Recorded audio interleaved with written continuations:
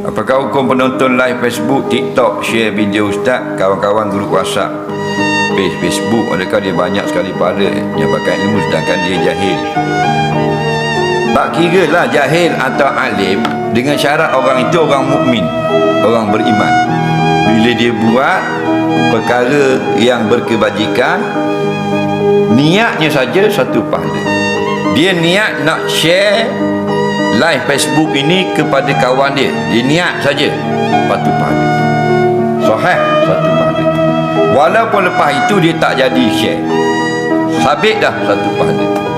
Dan bila dia pergi tekan butang share, iza fa'ala, Nabi kata bila dia berbuat dah, maka pahalanya ganda 10, dapat 10. Sebab apa? Sebab kaedah kita, kalau nak niat nak buat baik, satu pahala. Niat nak buat jahat, tak ada dosa lagi. Dan bila buat, satu je dosa. Tapi kalau baik, bila buat, jadi 10. Kemudahan ada. Kita tengok komputer, tengok pegang telefon, handphone dan sebagainya, kan ada butang share. Kalau ayat Quran ke, kuliah ke apa, kata nak dapat pahala, dia share, ping, jadi gitu. Ada orang dia tak mau share, tak mau benda tu ada di page dia, dia serabut tengok. Kerana banyak gambar-gambar selfie, dia terganggu nanti.